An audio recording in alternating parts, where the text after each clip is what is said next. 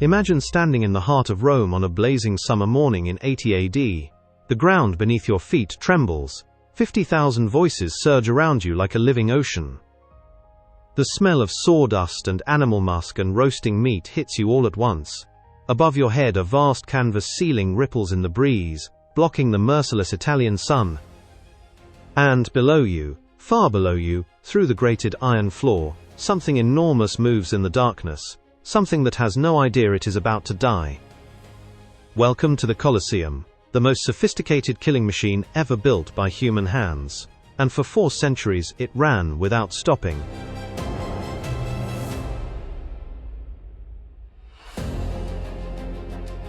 Before there was the Colosseum, there was Nero, the emperor who built a private pleasure lake on public land in the heart of Rome after the Great Fire of 64 AD.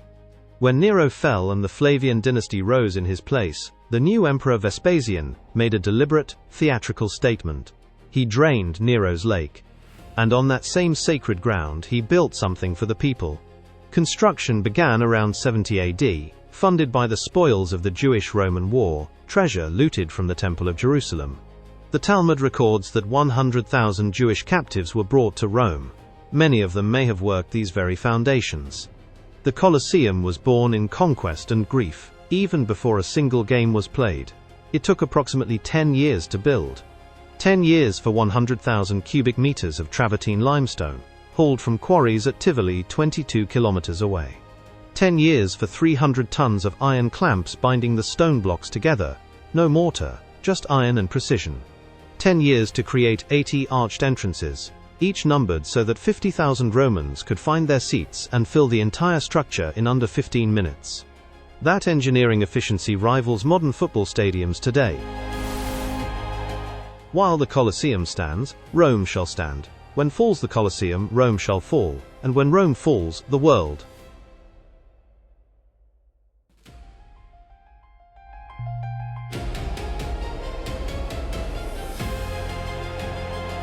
Stand outside the Colosseum and the numbers alone are staggering.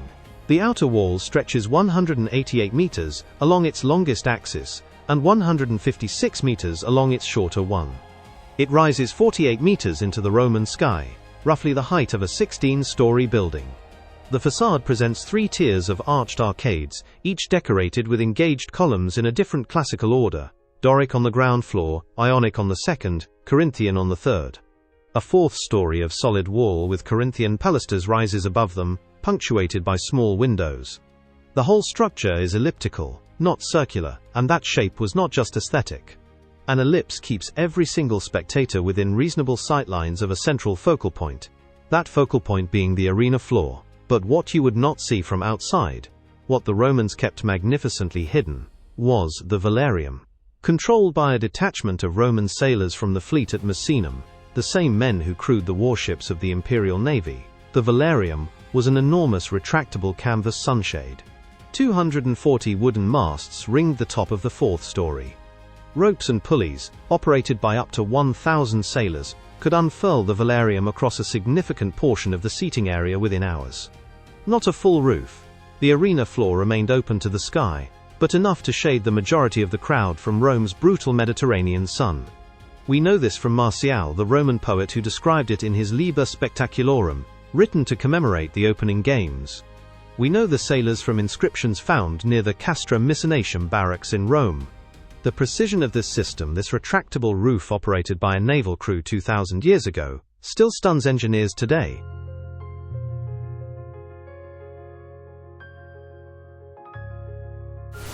Emperor Titus opened the Colosseum in 80 AD, with games that lasted 100 days. 100 days of continuous spectacle. Cassius Dio, writing in the 3rd century, tells us that 9,000 animals were killed during the opening celebrations. Modern historians treat this figure with caution. It may be exaggerated, but even a fraction of it represents a logistical operation of extraordinary scale. Animals arrived in Rome from every corner of the empire and beyond. Lions from North Africa. Leopards from sub-Saharan trade routes. Bears from the forests of Caledonia. Modern Scotland. Crocodiles from the Nile. Ostriches from the Sahara. Hippos. Rhinoceroses. Even a giraffe, which Romans called a camelopardalis, a camel leopard. because they had never seen anything like it. These creatures were held in the hypogeum, the vast, underground world beneath the arena floor. The word hypogeum simply means underground in Greek, and underground was precisely where the magic was made. The hypogeum comprised 2 subterranean levels, a network of tunnels and chambers running the full ellipse of the arena, approximately 6 meters below the arena floor.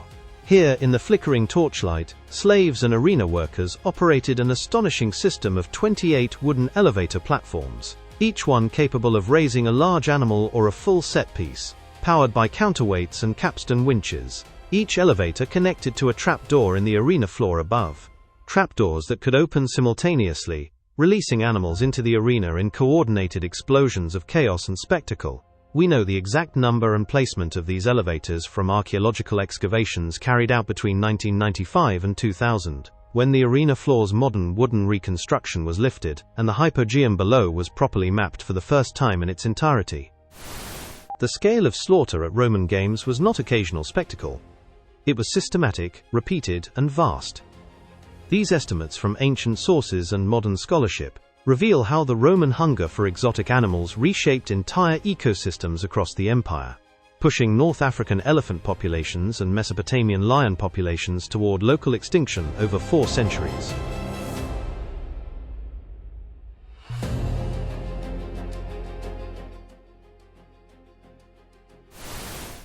Here is something that even many historians debate fiercely. Did the Romans flood the Colosseum to stage full naval battles? The ancient sources say yes. Cassius Dio explicitly states that Emperor Titus flooded the arena, possibly before the hypogeum was fully built, to stage a naumachia, a recreated sea battle. He describes warships maneuvering, soldiers fighting hand-to-hand on the decks, and men drowning in the process. Suetonius also mentions water spectacles at the Colosseum. The debate among scholars centers on the engineering. The hypogeum as we see it today was constructed under the Emperor Domitian after 81 AD, after the flooded spectacles that Titus staged. The prevailing modern theory, supported by archaeologists including Filippo Corelli, is that in the earliest years of the Colosseum, before the permanent underground tunnels were built, the arena floor could be flooded using a sophisticated system of pipes and channels connected to Rome's extensive aqueduct network. The Aqua Claudia and the Anio Novus brought millions of liters of water into Rome daily. Diverting enough to fill the arena basin to a navigable depth was, within Rome's engineering capabilities, entirely plausible. After Domitian constructed the permanent hypogeum, sealing the drainage channels, and filling the underground space with the tunnel and elevator system, naval battles in the Colosseum itself appear to have ceased. They were moved to purpose-built naumachia basins elsewhere in Rome. But for perhaps a decade, from 80 to around 90 AD, Romans may have watched wooden warships crewed by condemned prisoners and slaves clash and burn on a man-made sea in the center of their city. Imagine that for a moment. Warships, inside a building.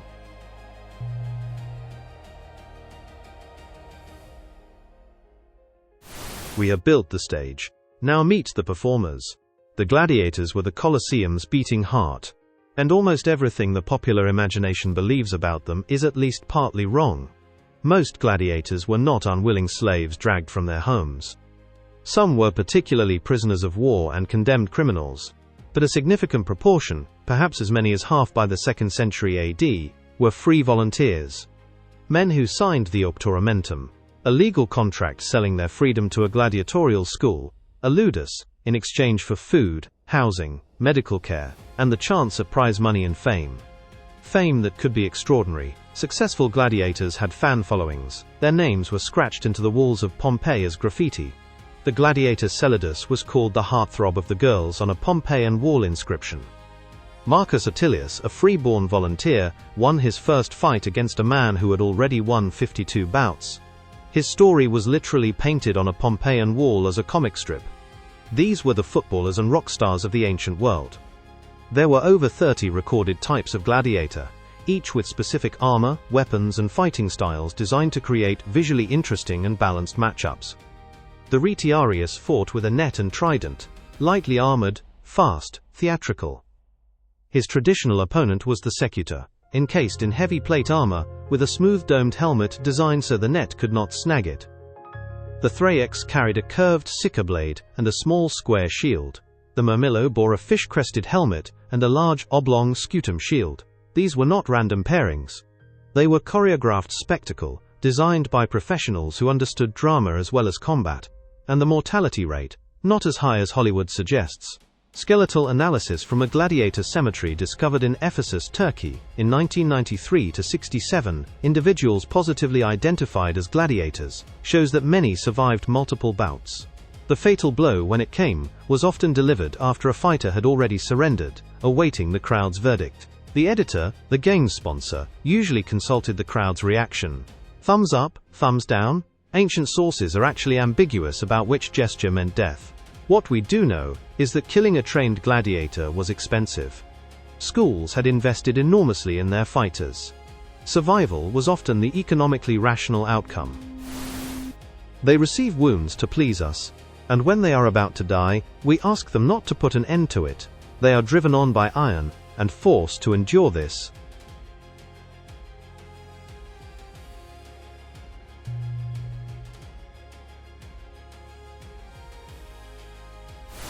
A Roman day at the Colosseum was an all-day social event, part festival, part political theater, part religious ceremony. The gates opened at dawn. Admission was free. That detail matters enormously. The games were paid for by the emperor, or wealthy magistrates, seeking political favor, and entry cost nothing. Tokens called tesserae, inscribed with a spectator's entrance arch number, tier, row and seat number, were distributed in advance. Romans filed through their designated numbered arch. We still see these numbers carved in stone today, and took their assigned places in a seating hierarchy that mapped Roman society onto an architectural diagram with brutal precision. The front rows, the podium level, belonged to the senators and magistrates in their white togas. Behind them sat the equestrian class, Rome's business elite. The middle tiers were for ordinary male citizens, sorted by occupation and social status. Near the top, perched on wooden benches in a separate zone reached by their own stairways, sat women. Regardless of their wealth or status, women were generally restricted to the upper tiers, per an edict of Emperor Augustus. The very top, the standing zone, was for the poorest citizens and slaves. The emperor himself sat in the imperial box at the podium level, draped in purple, his presence announced by the crowd's roar. The morning session began with the Venationes, the animal hunts, exotic beasts against trained hunters. Sometimes animals against animals, bear versus bull, lion versus elephant. At midday the crowd often thinned as the executions of criminals took place. The executions could themselves be theatrical. Condemned men cast into mythological scenarios, forced to play Orpheus torn apart by bears, or Actaeon devoured by hounds, their deaths scripted as entertainment. The afternoon brought the main event, the gladiatorial bouts. The crowd by then was at full fever. Vendors moved through the tiers selling food, bread, olives, sausages, wine. The smell of the crowd, the sawdust, the blood, the animals. This was the full sensory world of Roman public life.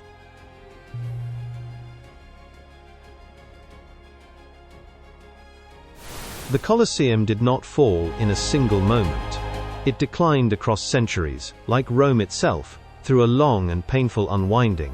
Gladiatorial games were officially banned by the Christian Emperor Honorius in 404 AD, though the precise enforcement of this ban is debated by historians. Animal hunts continued for another century. The last recorded Venationes at the Colosseum took place in 523 AD under the Ostrogothic king Theodoric, more than 400 years after the building first opened. Then came the earthquakes. Severe seismic events in 442 and 508 AD damaged sections of the outer wall. Another devastating quake in 1349 collapsed the entire southern exterior wall, and that stone, that beautifully quarried travertine, was quarried again, recycled, carted away to build the Palazzo Venezia, St. Peter's Basilica, the Lateran Palace. Medieval and Renaissance Rome was built partly from the Colosseum's bones. It is estimated that 2/3 of the original stone was removed and reused between the 5th and the 18th centuries. What stands today is 1/3 of a building. And still it commands the skyline. Today the Colosseum receives approximately 7 million visitors annually, making it the most visited paid monument in the world. Ongoing restoration and archaeological work continues to reveal new details. Most recently, a dramatic 2023 restoration of the arena floor itself, A new wooden platform installed over the hypogeum allows visitors to stand where gladiators once stood for the first time in over 1,500 years. And there are plans to make it retractable, to stage live events in the arena once more. The wheel turns slowly, but it turns. The arena is the greatest proof of human ingenuity and the most terrible proof of human cruelty, both in the same stone. So what do we make of all this? The Colosseum is a paradox carved in travertine. It is a monument to engineering genius. The retractable roof, the elevator system, the numbered crowdflow design, the elliptical sightlines, all of it centuries ahead of its time. And it is simultaneously a monument to extraordinary suffering. Hundreds of thousands of animals driven to regional extinction. Gladiators who sold their freedom for a chance at survival. Condemned criminals and prisoners of war executed publicly as theater. The Romans did not separate these things. Spectacle and power were inseparable. The emperors who staged the grandest games held the tightest grip on the city. But the Colosseum also housed moments of unexpected humanity. Gladiators who became beloved. Crowds who cheered for mercy. A culture complex enough to produce both Seneca, who condemned the games in his letters, and Commodus, who actually fought in the arena himself, dressed as Hercules, armed with a club. History is never simple. And the Colosseum refuses to be simple. 48 meters of limestone and ambition, standing in the center of a living city, still pulling 7 million people a year into its orbit. Still asking the same question it asked in 80 AD. What are human beings capable of? The answer, 2,000 years later, remains everything. Absolutely everything.